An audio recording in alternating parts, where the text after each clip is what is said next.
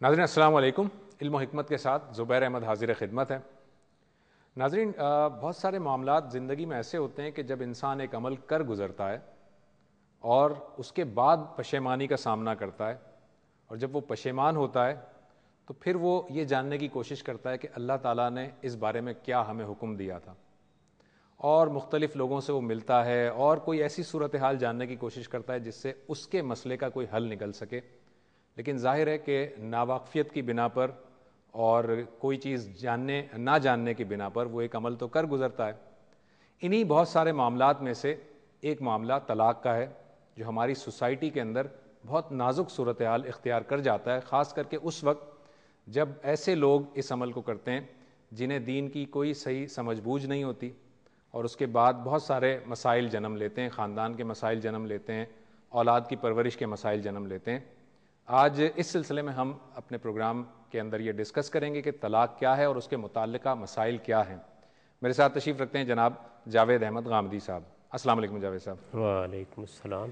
جاوید صاحب، طلاق کے مسئلے پہ آنے سے پہلے میں چاہوں گا کہ ذرا اس پہ بھی وضاحت کر دیجئے کہ جب ایک مرد اور عورت کے درمیان جو ازدواجی تعلق قائم ہوتا ہے اور اس میں جب کوئی اختلافات آتے ہیں سامنے، کوئی پرابلمز آتی ہیں، تو کیا طلاق ہی اس کا واحد حل ہے یا اس کے لیے بھی قرآن مجید نے کوئی احکامات دیے ہیں؟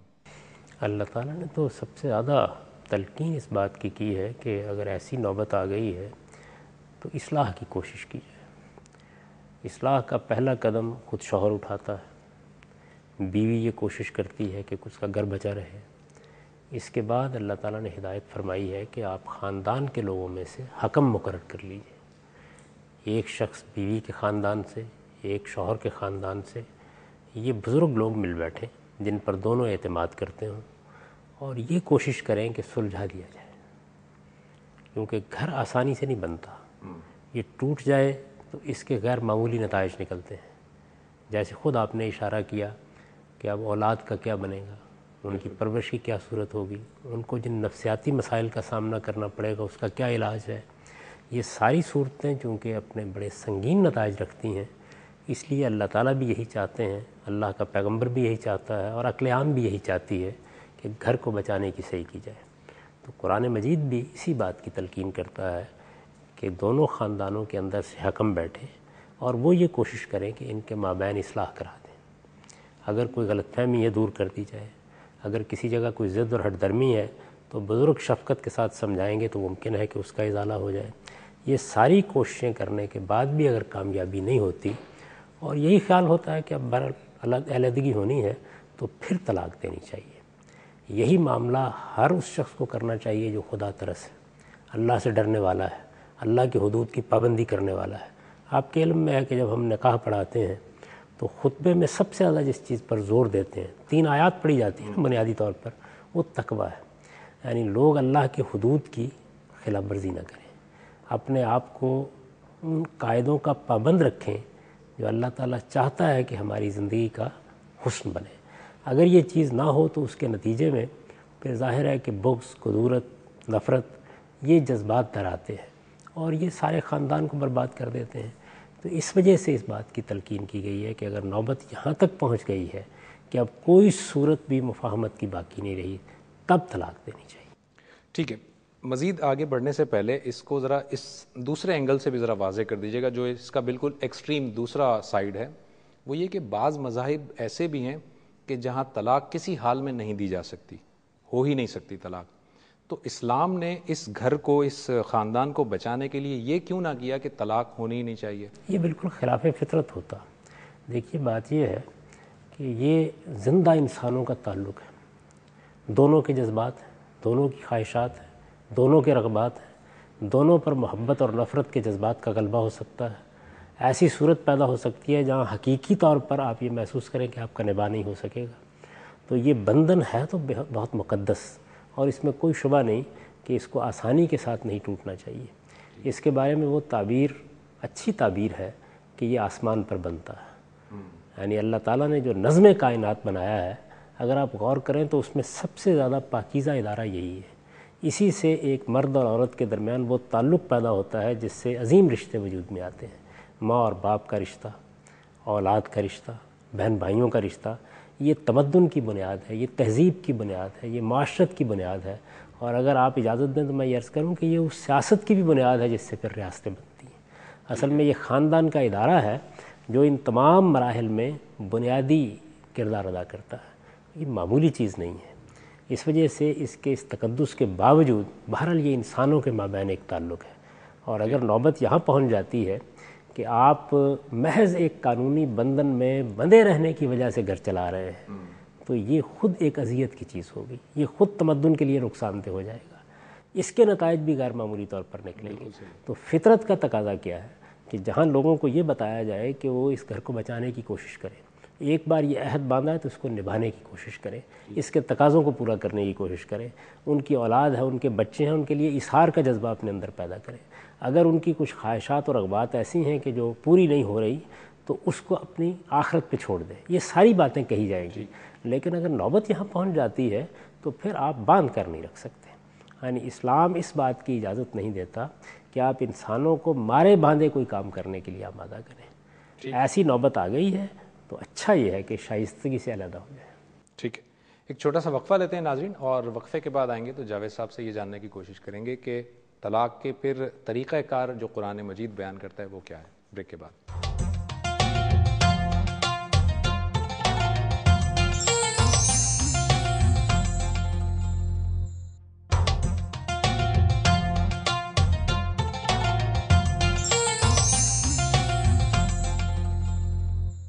ویلکم بیک ناظرین۔ جاوید صاحب، طلاق دینے کا صحیح طریقہ کار کیا ہے؟ قرآن مجید اس پہ کیا رہنمائی کرتا ہے؟ قرآن مجید یہ کہتا ہے کہ اگر آپ نے ارادہ کر لیا ہے تو کوشش کیجئے کہ آپ یہ فیصلہ ٹھنڈے دل و دماغ کے ساتھ کریں۔ یعنی ایسا ہوتا ہے نا کہ آدمی شدید غصے کی حالت میں ہوتا ہے، نفرت کا جذبہ غیر معمولی طور پر اس کے احساسات پر غلبہ پا لیتا ہے۔ یہ کوشش کرنی چاہیے کہ آپ ٹھنڈے دل و دماغ کے ساتھ فیصلہ کریں۔ اس کو عزم کے لفظ سے تعبیر کیا ہے۔ اچھا، عزم میں یہ چیز شامل ہے کہ آپ نے غور کیا، اپنے آپ کو سمجھانے کی کوشش کی، حالات کا تجزیہ کیا، دوسروں سے مشورہ کیا، لیکن پھر بہت سوچ سمجھ کے آپ نے ارادہ کر لیا کہ اب آپ طلاق۔ پورے شعور کے ساتھ آپ نے یہ ارادہ کیا۔ شعوری ارادے کے بغیر ایسا نہیں کرنا چاہیے۔ اگر آپ نے شعوری ارادے کے بغیر ایسا کیا ہے تو پھر پچھتائیں گے، اس کے سوا تو کچھ نہیں ہوگا۔ تو شعوری ارادہ یعنی عزم تک نوبت پہنچ جائے۔ اس سے خود بخود یہ بات معلوم ہوئی کہ اگر آپ جذبات سے مغلوب ہیں، کسی کو غصہ آ گیا ہے، رد عمل کی نفسیات میں مبتلا ہیں، تو اپنے آپ کو سنبھالیے، غصے کو کم ہونے دیجیے، ایسی نوبت آنے دیجیے کہ آپ ایک مرتبہ پھر غور کر لیں۔ اس کے بعد ارادہ کر کے آپ نے طلاق دے دی۔ ٹھیک ہے، جب آپ نے طلاق دے دی تو یہ ہر حال میں ایک ہی طلاق ہونی چاہیے۔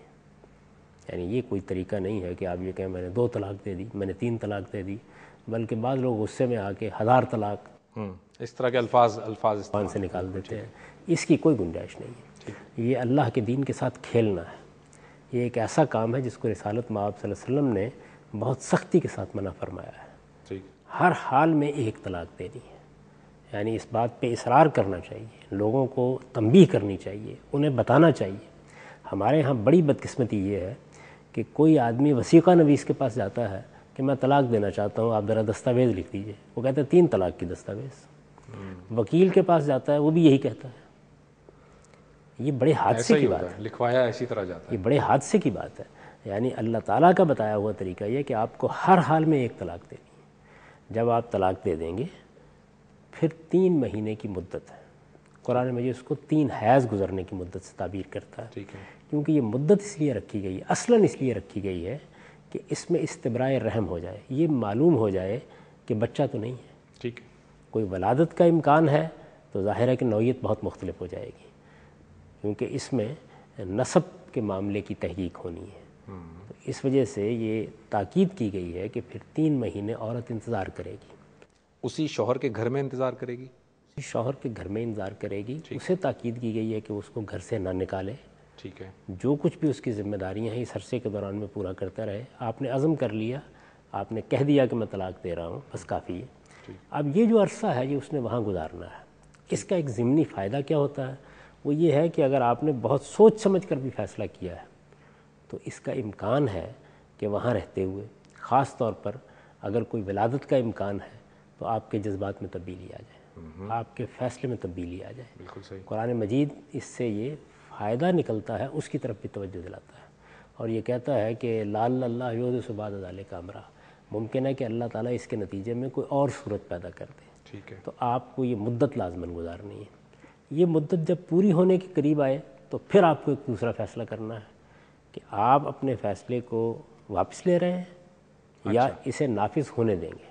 ٹھیک ہے، یعنی اس عرصے کے دوران میں ہر وقت آپ کو حق حاصل ہے کہ آپ اپنے فیصلے کو واپس لے لیں، اس کو رجوع کرنا کہتے ہیں۔ ٹھیک ہے، یعنی طلاق دی، طلاق دینے کے بعد ایک ہفتہ گزرا، 2 ہفتے گزرے، مہینہ گزرا، یہاں تک کہ وہ وقت آ گیا کہ جس میں 3 مہینے کی مدت پوری ہو رہی ہے، اس سے پہلے آپ کو یہ فیصلہ کرنا ہے کہ کیا میں اپنے اس عزم پر قائم ہوں یا میں اسے واپس لینا چاہتا ہوں۔ ٹھیک، اگر آپ نے واپس لینے کا ارادہ کر لیا تو بہت اچھی بات ہے، کسی نئے نکاح کی ضرورت نہیں ہے، آپ نے رجوع کر لیا، اللہ تعالیٰ نے آپ کو جو طلاق کے حق دیے تھے ان میں سے ایک حق استعمال ہو گیا، اب آپ اطمینان کے ساتھ میاں بیوی کی حیثیت سے رہ سکتے ہیں۔ ٹھیک، اللہ تعالیٰ نے یہ تاکید البتہ ضرور کی ہے کہ دونوں موقعوں کے اوپر گواہ بنا لو، یعنی طلاق دی تو گواہوں کے سامنے دو، تاکہ بعد میں کوئی غلط فہمی نہ پیدا ہونے پائے، اور اگر رجوع کیا ہے تو تب بھی گواہ بنا لو تاکہ اس سے متعلق کوئی غلط فہمی بعد میں پیدا نہ ہو، کسی جھگڑے اور نزاع میں نہ پڑ جاؤ۔ تو دونوں صورتوں میں گواہوں کے سامنے ٹھنڈے دل و دماغ کے ساتھ ارادہ کر کے آپ نے ایک طلاق دی، اور بالکل اسی طریقے سے ٹھنڈے دل و دماغ کے ساتھ سوچ سمجھ کر آپ نے طلاق سے رجوع کر لیا۔ یہ ایک طریقہ ہے۔ دوسری چیز یہ ہے کہ آپ کا ارادہ تبدیل نہیں ہوا، آپ عزم پر قائم ہیں، آپ کا خیال یہی ہے کہ نہیں میرے سالیہ بلیدگی کے سوا کوئی موقع نہیں ہے، تو پھر وہ مدت گزرنے دیجیے، وہ مدت جیسے ہی گزرے گی تو طلاق بائن ہو جائے گی، یعنی کہ ویلڈ ہو جائے گی، یعنی اب آپ کی علیحدگی ہو گئی۔ ٹھیک ہے، یعنی اب تک تو آپ کو رجوع کا حق تھا، اب وہ حق ختم ہو گیا، ٹھیک، عورت الگ ہو گئی، آپ الگ ہو گئے، اب نہ وہ آپ کی بیوی ہے نہ آپ اس کے میاں ہیں، جو تعلق قائم ہوا تھا وہ ختم ہو گیا، اس کے بعد وہ آزاد ہے، جہاں چاہے نکاح کر لے۔ ٹھیک ہے، تو یہ ہے اصل میں طلاق دینے کا قرآن مجید کا بتایا ہوا طریقہ، اس طریقے سے طلاق دینی چاہیے۔ اب اس کے بعد یہ دیکھیے کہ یہ مدت پوری ہو گئی، ٹھیک ہے، مدت پوری ہو جانے کے بعد عورت آزاد ہے، آزاد ہو گئی، وہ اپنے گھر چلی گئی، 2 مہینے 4 مہینے کے بعد پھر خیال ہوا کہ ہمارے بچے ہیں یا ایسے حالات ہیں جن میں ہم کو واپس میاں بیوی بن جانا چاہیے، مثال کے طور پر یہ صورت آ گئی، تو کچھ نہیں بگڑا، دونوں میں نکاح ہو جائے گا۔ اچھا، اس کے لیے کوئی مدت تو نہیں ہے کہ 2 مہینے بعد اگر فیصلہ ہوا، یا اس کے لیے بے شک 5 سال بعد ہوا، اگلے دن نکاح کر لیں، 5 سال بعد نکاح کر لیں، 10 سال بعد نکاح کر لیں، یعنی وہ اب اس کے لیے ایک اجنبی عورت ہے جس سے دوبارہ نکاح ہونا ہے، رائٹ، تو وہ اگر چاہیں تو جس طرح ہر وقت کسی خاتون سے آپ اس کی مرضی سے نکاح کر سکتے ہیں، بالکل اسی طریقے سے آپ نکاح کر سکتے ہیں۔ تو دوبارہ نکاح ہوگا اور دوبارہ مہر طے ہوگا، دوبارہ نکاح ہوگا، دوبارہ رضامندی چاہیں گے، یعنی میں نے تو آپ سے عرض کیا نا کہ جس وقت مدت پوری ہو گئی، جس کو عدت کہتے ہیں، ٹھیک ہے، جب وہ پوری ہو گئی تو پھر اس کے بعد نہ میاں کا تعلق باقی رہا نہ بیوی کا تعلق باقی رہا، بالکل صحیح، آپ اس کے لیے اجنبی ہیں، وہ آپ کے لیے اجنبی ہے۔ ایسے ہی ہے کہ جب آپ کسی عورت سے شادی کرنا چاہتے ہیں تو پیغام بھیجتے ہیں، تو اب بھی یہی ہوگا، صحیح، بالکل ٹھیک، وہ اگر چاہے گی تو شادی کرے گی، چاہے گی تو انکار کر دے گی، دونوں کی باہمی رضامندی سے اگر دوبارہ نکاح ہوتا ہے بہت اچھی بات ہے، لیکن صرف نکاح ہی کرنا پڑے گا، یعنی اور کوئی شرط نہیں ہے، نکاح ہوگا پھر وہ میاں بیوی کی حیثیت سے زندگی بسر کر سکتے ہیں۔ یہ سادہ طریقہ ہے جو اللہ تعالیٰ نے بتا دیا ہے، یعنی اگر اس کا خلاصہ میں کر دوں، آپ اجازت دیں، جی جی جی، کہ جس وقت آپ کے مابین کوئی مناقشت کی صورت پیدا ہو گئی، کوشش کیجئے کہ اصلاح ہو جائے، خاندان سے حکم بنائیے، وہ صلح کرانے کی کوشش کریں، اصلاح کرنے کی کوشش کریں، ممکن حد تک میاں اور بیوی کی خواہش بھی یہی ہونی چاہیے، گھر بچ جائے، اہل خاندان کی بھی خواہش یہی ہونی چاہیے، اس کے لیے اپنی طرف سے آپ جو کوشش کر سکتے ہیں کر ڈالیے، ناکامی ہو جاتی ہے اور شوہر اسی ارادے پر قائم رہتا ہے یا بیوی اسی اصرار پر قائم رہتی ہے کہ مجھے طلاق حاصل کرنی ہے، تو طلاق دی جائے گی۔ جب شوہر طلاق دے گا تو 3 مہینے کی مدت ہے، وہ آپ کو گزارنی ہے، اس مدت کے دوران میں رجوع کر لیا، بہت اچھی بات ہے، طلاق کا حق استعمال ہو گیا، لیکن رجوع کے نتیجے میں آپ اس کے پابند ہو گئے کہ آپ میاں بیوی کی حیثیت سے اپنے حقوق ادا کریں، جیسی زندگی آپ پہلے بسر کر رہے تھے ویسی زندگی بسر کریں، نکاح آپ کو نہیں کرنا پڑا، مدت پوری ہو گئی، عدت کا زمانہ گزر گیا، طلاق بائن ہو گئی، مرد و عورت الگ ہو گئے، اب وہ ایک دوسرے کے لیے اجنبی ہیں، چاہیں تو دوبارہ نکاح کر سکتے ہیں اور کوئی شرط اس کے لیے نہیں۔ ٹھیک، ایک چھوٹا سا بریک لیتے ہیں ناظرین، اور بریک کے بعد گفتگو کنٹینیو کریں گے۔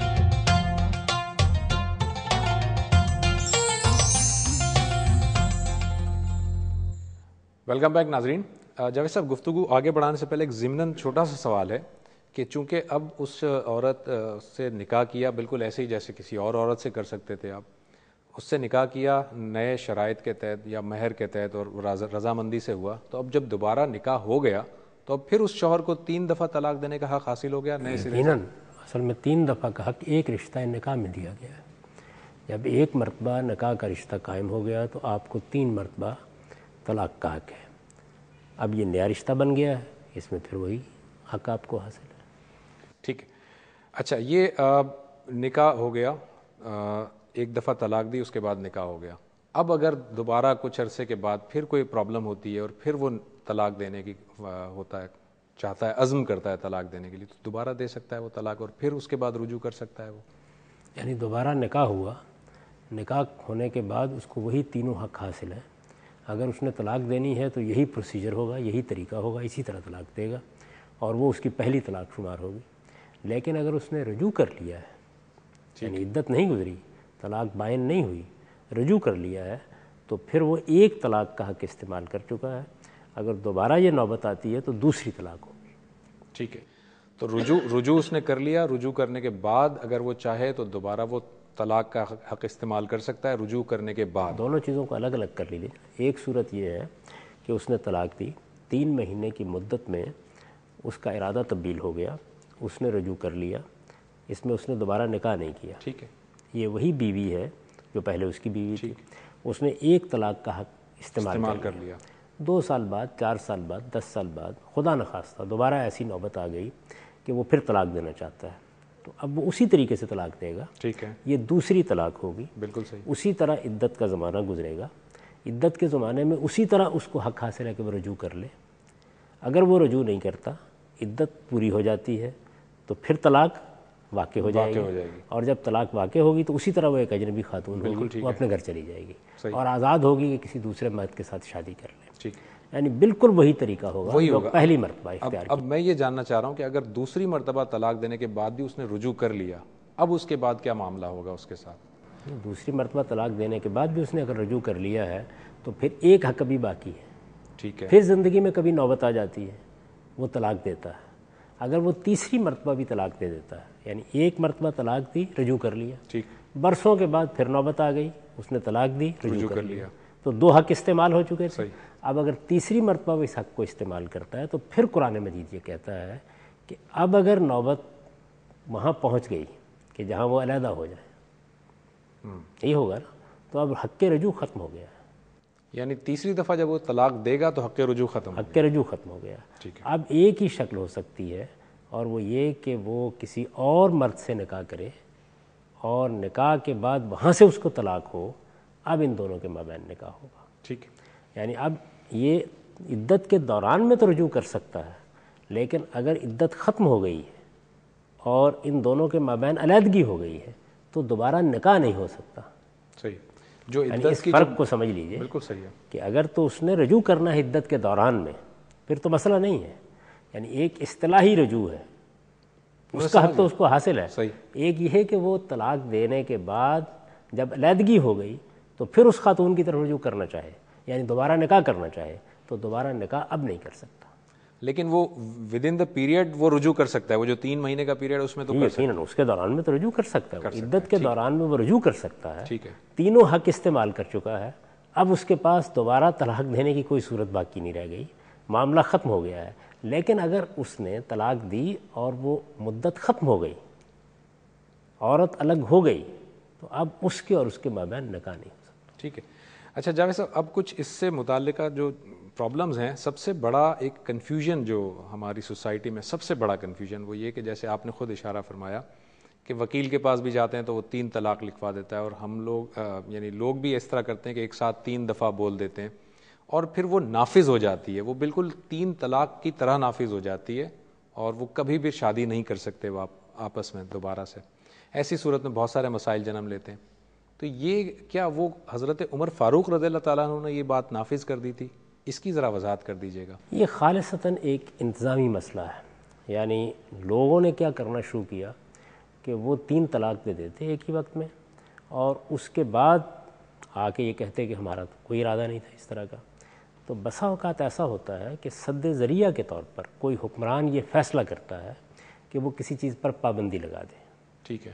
انہوں نے یہ طریقہ اختیار کیا کہ اب اگر کسی نے آ کے یہ بات کہی تو ہم اس کا بیان قبول نہیں کریں گے. صحیح. تنبیہ کے لیے، تہدید کے لیے یہ فرمایا کہ اب ہم اس کا بیان قبول نہیں کریں گے. اور چونکہ فرما دیا کہ بیان قبول نہیں کریں گے تو اس کا مطلب کیا ہے کہ تینوں طلاق نافذ کر دیں گے. یہ ایک انتظامی فیصلہ تھا. اس انتظامی فیصلے کا شریعت سے کوئی تعلق نہیں ہے. دیکھیے میں اس کی نوعیت آپ کو سمجھا دیتا ہوں.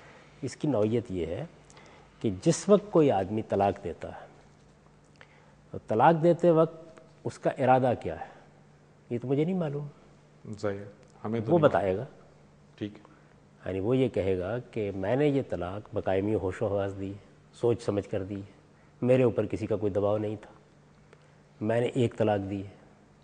یا میں نے اگر 2 یا 3 طلاق کا لفظ استعمال کیا ہے تو یہ اپنا وہ حق سوخت کیا ہے جو مجھے اللہ نے دے رکھا ہوا ہے. یا یہ کہتا ہے کہ بس جذبات میں الفاظ نکل گئے، غصے میں ہو گیا، یا میں نے اس ایک چیز کو تام کرنے کے لیے یہ بات کہہ دی. کوئی اس طرح کی بات کہہ سکتا ہے نا. ٹھیک ہے. تو اس میں اس کو حق حاصل ہے کہ وہ اپنا پس منظر بیان کرے، اپنے محرکات بیان کرے. ٹھیک ہے. یہ جو اس کا حق ہے اس کو قبول کیا جائے یا نہ قبول کیا جائے، اس کے بیان کو مانا جائے یا نہ مانا جائے، یہ عدالت کا حق ہے. ٹھیک. یعنی بیان دینے کا تو حق ہے نا اس کو، لیکن اس بیان کو قبول کس نے کرنا ہے؟ عدالت کرے گی نا. کیونکہ اب نزاع واقع ہو گئی. صحیح ہے. وہ یہ کہتا ہے بظاہر اس نے 3 طلاق دے دی، بباطن وہ یہ کہتا ہے کہ میرا ارادہ نہیں تھا. تو اس کا مطلب یہ ہے کہ جو ظاہر میں چیز ظہور پذیر ہوئی ہے اس میں اور اس کے باطنی محرکات میں تضاد واقع ہوگا. اگر اس طرح کی صورت ہوگی تو معاشرے کے پاس، عدالت کے پاس معاملہ چلا جائے گا. اب عدالت کو فیصلہ کرنا ہے کہ وہ اس کے ظاہر کی بنیاد پر حکم لگائے یا اس کے بیان کو قبول کر لے. ٹھیک ہے. ویسے رسالت پاک صلی اللہ علیہ وسلم کے سامنے معاملہ پیش ہوا ہے نا اسی نوعیت کا، تو آپ نے قسم دی اس آدمی کو کہ تم بتاؤ کیا ارادہ تھا. تو اس نے بتا دیا کہ میرا ارادہ تو 3 طلاق دینے کا نہیں تھا. جب یہ بات اس نے بتا دی تو آپ نے پھر 3 طلاق نافذ نہیں کی. ٹھیک. سیدنا عمر رضی اللہ عنہ نے پہلے سے بتا دیا کہ دیکھیے ہم اس طرح کے بیان کو قبول نہیں کریں گے. تو انہوں نے اس کا نفاذ کر دیا. تو اس میں تینوں طریقے اختیار کیے جا سکتے ہیں. آپ بیان لے لیں اور بیان کی بنیاد پر فیصلہ کر دیں. بالکل صحیح. اچھا، اس فیصلے میں پھر دونوں صورتیں ہو سکتی ہیں. جو وہ محرک بیان کرتا ہے اسے قبول کر لیں یا رد کر دیں. ٹھیک ہے. ایک یہ کہ آپ پہلے سے اس بات کا اعلان کر دیں کہ اب جو شخص اس طریقے سے طلاق دے گا ہم تینوں نافذ کر دیں گے. الٹ کر دیکھیے ایک اور بھی قانون آپ بنا سکتے ہیں کہ تم 3 چھوڑ 1000 بھی دو گے تو ہم ایک ہی مانیں گے. ٹھیک ہے. بالکل صحیح. یعنی اس میں جو اصل چیز ہے وہ یہ سمجھنی چاہیے کہ یہ مسئلہ اصل میں پیدا کہاں سے ہو رہا ہے. مسئلہ پیدا یہاں سے ہو رہا ہے کہ ایک شخص نے قانون کی خلاف ورزی کر دی ہے. ٹھیک ہے. بالکل. یعنی بالکل اس بات کو بہت اچھے سے سمجھ لیجئے کہ یہاں یہ نہیں ہے کہ اس نے قانون کے مطابق جو کچھ کرنا ہے کیا ہے. قانون تو یہ تھا کہ اسے ایک ہی طلاق دینی تھی، جیسے ہم بیان کر چکے. وہ دوسری بھی نہیں دے سکتا تھا، اسے ایک ہی طلاق ہر حال میں دینی تھی اور عدت کے گزرنے کا انتظار کرنا تھا. اس نے اس قانون کی خلاف ورزی کر دی ہے. قانون کی خلاف ورزی کی کئی صورتیں ہو سکتی ہیں. صحیح ہے. تو جب بھی قانون کی خلاف ورزی ہو جائے تو پھر اختیار کس کے پاس چلا جاتا ہے؟ عدالت کے پاس چلا جاتا ہے. یعنی اب خلاف ورزی کی نوعیت کو قبول کرنا ہے، قبول نہیں کرنا. یہ بالکل ایسے ہی ہے جیسے آپ کے لیے یہ قانون بنا دیا گیا کہ آپ اپنا لائسنس پاس رکھیں گاڑی چلانے کے لیے. کانسٹیبل نے آپ کو پکڑ لیا، آپ نے کہا لائسنس نہیں ہے. آپ یہ کہتے ہیں گھر میں پڑا ہوا ہے. اس کو اختیار ہے کہ چاہے تو آپ کا یہ بیان قبول کر لے اور چاہے تو آپ کو بغیر لائسنس گاڑی چلانے کے جرم میں ماخوذ قرار دے دے. ٹھیک. ایک چھوٹا سا بریک لیتے ہیں ناظرین اور بریک کے بعد گفتگو کنٹینیو کرتے ہیں.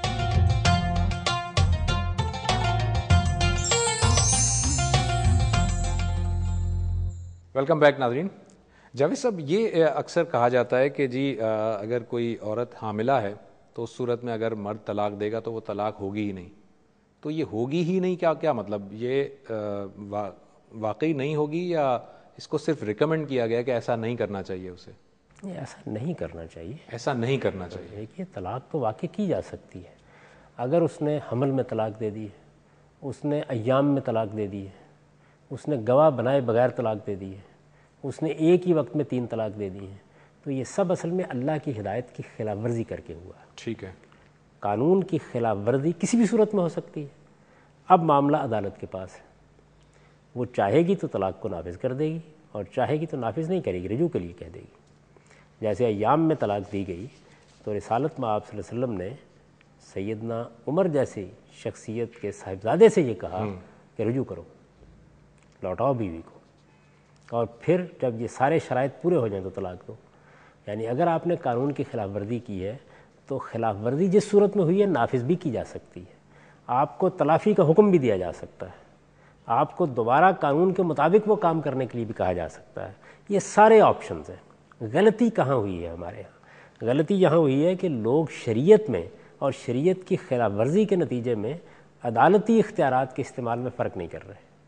وہ لوگ پتہ ہے کیا کہتے ہیں جاوید صاحب، آپ کی بات میں سمجھ رہا ہوں کہ آپ جس طرح سے بتا رہے ہیں، لیکن لوگ یہ کہتے ہیں کہ اگر نبی صلی اللہ علیہ وسلم نے حضرت عمر رضی اللہ تعالیٰ عنہ کے صاحبزادے سے یہ کہا تھا تو چونکہ وہ پیغمبر تھے، وہ نبی تھے، وہ کہہ سکتے تھے۔ ایک عام حکمران اس طرح کا قانون نہیں بنا سکتا۔ اگر ایک عام حکمران یہ کہتا ہے کہ جی تم نے طلاق دی ہے مگر ہم نہیں مانتے، تم رجوع کرو، تو اس حکمران کو یہ کہنے کا حق نہیں ہے کیونکہ وہ نبی نہیں ہے۔ نہیں تو دوسری جانب تو آپ یہی بتا رہے ہیں کہ حضرت عمر تو پیغمبر نہیں تھے، انہوں نے اسی حق کو استعمال کر ڈالا۔ جب انہوں نے ایک ہی وقت میں 3 طلاق نافذ کر دیں تو کس اصول پر نافذ کی؟ چونکہ وہ صحابی تھے، اور الصحابہ کا نجوم، جو صحابی ہیں ستاروں کی مانند ہیں، اس لیے وہ کر سکتے ہیں، ہم ایسے نہیں ہیں، اس طرح سے دی ان کو جاتی کوئی ہے۔ نئی شریعت بنانے کا حق اللہ تعالیٰ نے نہیں دیا تھا۔ یہ سمجھنا چاہیے کہ دین کیا ہے، شریعت کیا ہے، اور امیر المومنین کے یا مسلمانوں کے حکمران کے یا ان کی قائم کردہ عدالت کے اختیارات کہاں سے شروع ہوتے ہیں۔ اس کا بڑا سادہ اصول ہے، قانون قانون ہے، وہ اللہ نے دیا ہے تو اس قانون کی ہم خلاف ورزی نہیں کر سکتے۔ ٹھیک ہے، اس قانون کو تبدیل کرنے کا بھی کسی کو حق نہیں ہے، لیکن جس وقت اس قانون کے مطابق آپ کوئی کام نہیں کرتے، اس کی خلاف ورزی کرتے ہیں، تو خلاف ورزی سے کیسے نمٹنا ہے، یہ خالصتاً حکمرانی کا اختیار ہے۔ ٹھیک، انتظامی معاملہ ہے یہ۔ اچھا، اب ایک اور صورت ہوتی ہے کہ جب شوہر نے تو طلاق نہیں دی مگر بیوی نے طلاق کا مطالبہ کیا، جسے ہم عرف عام میں خلا کہتے ہیں۔ جب بیوی طلاق کا مطالبہ کرتی ہے اور اس کے نتیجے میں شوہر طلاق دیتا ہے تو اس کا بھی پروسیجر پورا ایسے ہی ہوگا، اسی طرح سے؟ یہ کچھ بھی نہیں ہوا اس کے سوا، شوہر نے ارادہ کیا، طلاق دے دی۔ شوہر کا ارادہ نہیں تھا، بیوی نے مطالبہ کیا، سمجھانے بجانے کی کوشش کی گئی، بالآخر شوہر آمادہ ہو گیا کہ وہ طلاق دے دے، تو جب وہ آمادہ ہو جائے گا تو اپنے ارادے سے طلاق دے گا۔ ٹھیک ہے، تو یہ بھی وہی پروسیجر اسی ہوگا، طرح سے وہی طریقہ ہوگا، یہ سب معاملات ایسے ہی ہوں گے۔ البتہ یہ ہو سکتا ہے کہ بیوی نے مطالبہ کیا طلاق کا، اب بیچ میں کوئی پڑے ہوئے ہیں لوگ، تو شوہر کو پابند کر دیا جائے کہ وہ اپنا حق رجوع بھی ختم کر دے تاکہ اسے بار بار تنگ نہ کرے، لیکن یہ فیصلہ بھی اسی کو کرنا ہے، شوہر ہی نے کرنا، جو دستاویز لکھی جائے گی اسی کے مطابق ہوگا، الا یہ کہ معاملہ عدالت میں پہنچ گیا ہے اور عدالت نے کوئی فیصلہ دیا ہے۔ ٹھیک ہے، عدالت کے فیصلے کی نوعیت بالکل الگ ہے۔ عدالت اصل میں طلاق نہیں دیتی، وہ فسخ نکاح کا فیصلہ کرتی ہے، تنسیخ کر دیتی ہے۔ یعنی یا تو وہ شوہر کو حکم دے گی تو پھر تو شوہر جب طلاق دے گا تو اسی قانون کے مطابق دے گا جو بیان کیا گیا ہے، ٹھیک ہے، ٹھیک ہے، لیکن شوہر آمادہ نہیں ہوتا یا کہیں چلا گیا ہے، عدالت اب فیصلہ کر رہی ہے، نکاح کو ختم کرنے کا فیصلہ عدالت کر رہی ہے، وہ بالکل ایک الگ چیز ہے۔ ٹھیک۔ اچھا، جو نکاح نامے میں بیوی کو حق دے دیا جاتا ہے کہ وہ طلاق دے سکتی ہے، اس کے بارے میں بھی ذرا وضاحت کیجیے کہ ایک چھوٹا سا بریک لیتے ہیں ناظرین، اور بریک کے بعد گفتگو کنٹینیو کرتے ہیں۔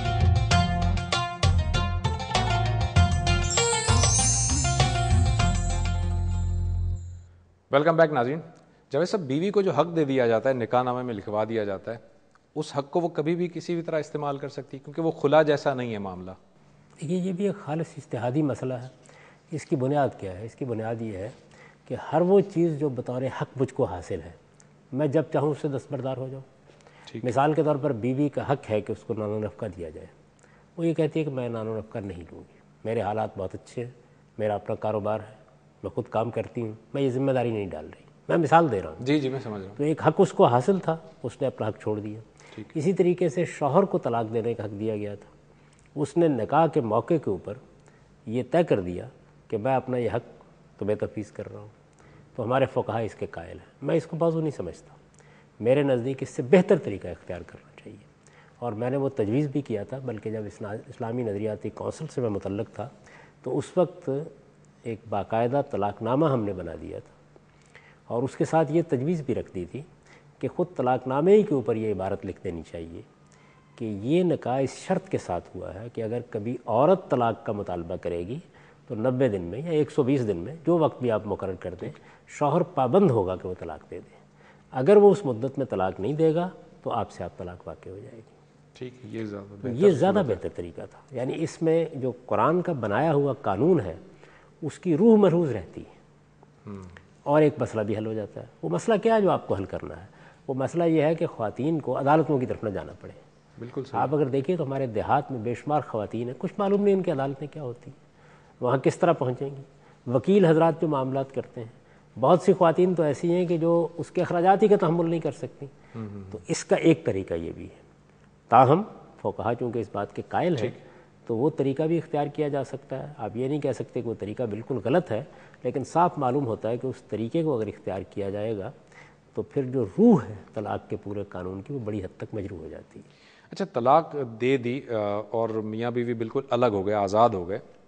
اب اس بیوی پر کیا شوہر کے اوپر ذمہ داری ہے اس بیوی کے نان نفقے کی؟ وہ تو اب بیوی نہیں رہی، ختم ہو گیا معاملہ. اس کا وراثت ہے یا جو دوسری دیگر ضروریات ہیں اس کی ذمہ داری اسی سابقہ شوہر پر ہے. یہ سب معاملات ختم ہو گئے. البتہ اللہ تعالیٰ نے یہ حکم دیا ہے کہ جب تم طلاق دیتے ہو تو اپنی بیوی کو اب تمہیں کچھ نہ کچھ دینا ہے. اچھا. یعنی اس کے بھی بہت سے پہلو ہیں.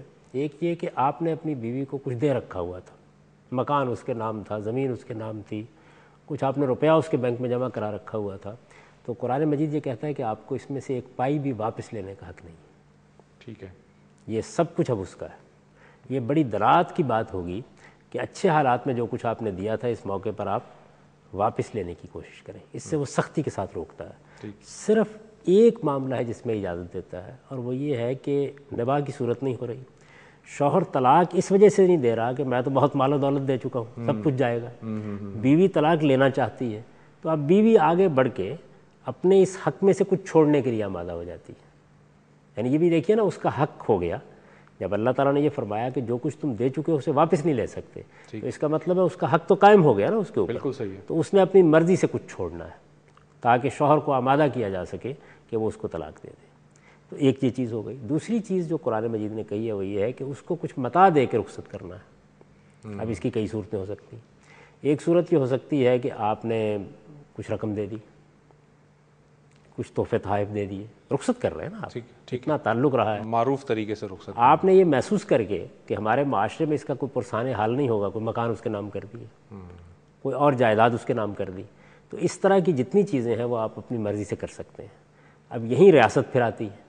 اللہ تعالیٰ نے یہ حکم دے دیا ہے کہ کچھ متاع دے کے اس کو، کچھ ساز و سامان دے کے آپ کو رخصت کرنا ہے. وہ آتی ہے اور وہ آ کے اس کے لیے قانون سازی کر دیتی ہے. اچھا ٹھیک ہے، کر سکتی ہے، بالکل صحیح. اس کو حق حاصل ہے. مثال کے طور پر یہی قانون سازی کر دی گئی ہے کہ ہمارے معاشرے کے حالات کا لحاظ رکھتے ہوئے اس متاع کی صورت یہ ہوگی کہ شوہر اپنی آمدنی میں سے اتنا حصہ مستقلاً دیتا رہے گا یا اس وقت تک دیتا رہے گا جب تک یہ خاتون کہیں نکاح نہیں کر لیتی. تو یہ تمام معاملات ہیں جن میں قانون سازی کی جا سکتی ہے. اللہ تعالیٰ نے جو حکم دے دیا ہے اور بڑی تاکید کے ساتھ دیا ہے، حقاً المحسنین کہہ کے دیا ہے، حقاً المتقین کہہ کے دیا ہے. یعنی یہ اللہ سے ڈرنے والوں پر ایک حق ہے کہ وہ ساز و سامان دے.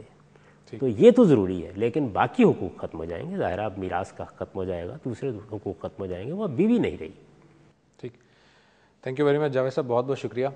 ناظرین، طلاق کے موضوع پہ ہم نے گفتگو کی اور مجھے پوری طرح سے اس بات کا احساس ہے کہ بہت سارے اور بھی مسائل ہیں اولاد سے ریلیٹڈ، جو پرابلمز ہوتی ہیں ان کی پرورش سے متعلق، جو فون پر طلاق دے دی جاتی ہے، SMS پر طلاق، اس طرح کے بہت سارے معاملات ہیں. لیکن ہمارا وقت ختم ہوا چاہتا ہے.